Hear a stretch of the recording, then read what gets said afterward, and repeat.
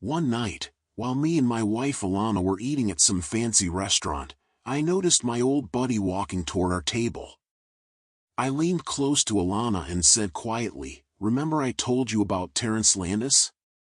We've been best friends since we were little kids in second grade. Watch yourself around him though, the guy chases women like it's his job." I gave a little laugh and added, "Luckily, with my average looks, I don't think I'm in much danger." "Isn't he the one with all that money?" Alana whispered back. I just nodded as I got up to say hello to Terrence. Instead of a normal handshake, he wrapped me in this big bear hug, squeezing me tight. Felt kinda weird in such a fancy place, but I appreciated him being so friendly. "Tim. Man, it's awesome seeing you," Terrence practically shouted. "Been way too damn long since we hung out." While he was talking, his eyes were all over Alana, looking her up and down, pausing way too long on her chest. "Let me guess, this must be your gorgeous wife Alana," he asked. "I was stuck in Singapore during your wedding, but I sent something. Hope you liked it. You're the one who gave Tim that brand new pickup truck, right?" Alana jumped up excitedly and hugged him. "That's me," Terrence answered, letting go of me to give Alana this long, warm hug like he was trying to steal her attention. "Terrence, this is my wife Alana," I tried saying, but he smoothly moved around me to hug her even longer than seemed right for someone else's wife. "Alana, I've heard so much about you," Terrence said with that charm of his. "You never mentioned he was so tall and handsome," she said to me, still holding onto him longer than I was comfortable with. "What brings you to Daytona, Terrence?" Alana asked, finally backing away a little. "Just picked up a condo at the dunes, getting it fixed up right now. Staying at a hotel in the meantime, just grabbing dinner by myself tonight," he explained. "You bought a place at the dunes?" Alana gasped. "Those are practically brand new. Can't imagine they need much work." Terrence laughed a bit. "Well, the smaller units feel kinda cramped for a guy like me. Got lucky and found a penthouse, though I'm changing the paint and swapping out all the furniture. Gotta make it feel like home, you know?" "Sounds like business is treating you real well," Alana said, clearly impressed by all this.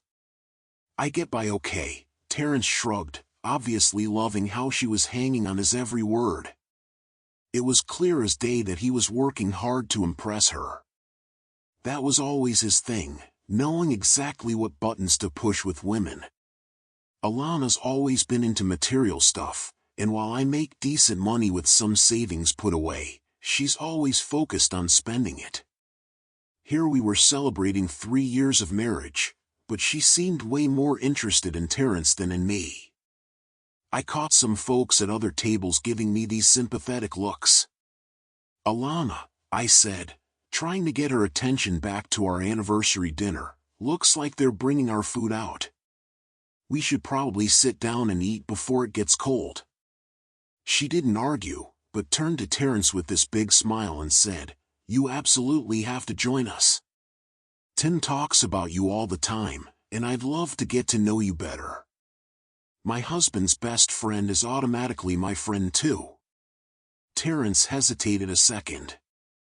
"I'd hate to crash a romantic evening." "Your dinner's about to arrive," he started saying, glancing my way. I nodded, agreeing with him, but before I could get a word in, Alana called out loudly, "Waiter! Terrence will be eating with us. Could you set another place at our table?" The waiter quickly nodded and left to get everything ready. Within a minute, Terrence was sitting at our table, completely taking over the conversation. I distracted myself playing solitaire on my phone, tuning out their nonstop chatter. It wasn't until I heard Alana mention my name that I snapped back to reality. "Tim, we've got those 2 spare rooms just sitting empty. Why doesn't Terrence stay with us for a while? You guys can catch up properly, and Terrence can enjoy some home-cooked meals." His condo should be finished soon, so it won't be any trouble at all, she suggested. I was completely blindsided. Alana actually thought Terrence would enjoy her cooking? I could only picture her ordering expensive takeout from fancy places and putting it on her good dishes. And knowing Terrence like I do, I figured he'd be sleeping with her by the end of the week. I'd already explained to Alana that Terrence was famous for seducing women, but she totally missed the point. To make everything worse, I couldn't help noticing how her body kept leaning toward him, giving him a perfect view down her low-cut top as she hung on his every word. Her movements were subtle but obvious, constantly drawing his eyes to her chest, which he clearly appreciated. Terrence isn't exactly an early riser either. That's just life for those of us who don't have millions in the bank. Alana's been unemployed since her first marriage ended, though she seemed to do pretty well financially from it. She'd made me sign this prenup saying I couldn't touch any of her money no matter how long we stayed married. At the time, I didn't really care. It's not like I needed her cash. I had good income from my investments and a solid job. By Monday evening, things between Alana and Terrence seemed even friendlier than before. The whole vibe was noticeably warmer than at the restaurant the previous night. Dinner was served and tasted amazing. I happened to check the trash can later and, just as I expected, found containers from some local restaurant. Alana and Terrence were so wrapped up in their own little world that they didn't even notice me. Feeling frustrated, I quietly slipped out of the room while they kept chatting away. Neither of them even noticed when I headed upstairs and hit the sack without saying a word. I'd tried to make myself the center of attention earlier, but strangely enough, they acted like I wasn't even there. I got the shock of my life when I came home Wednesday evening.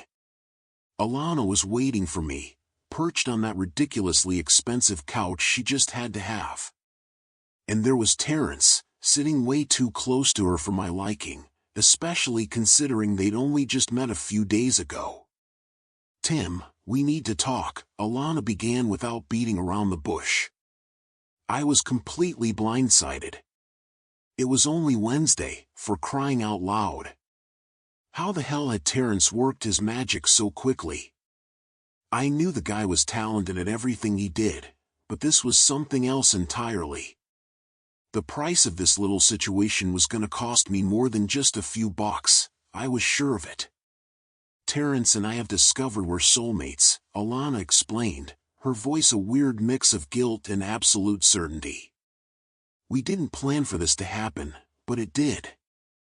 We feel awful about it, but there's no denying how strongly we're attracted to each other. Tim, I'm filing for divorce as soon as possible.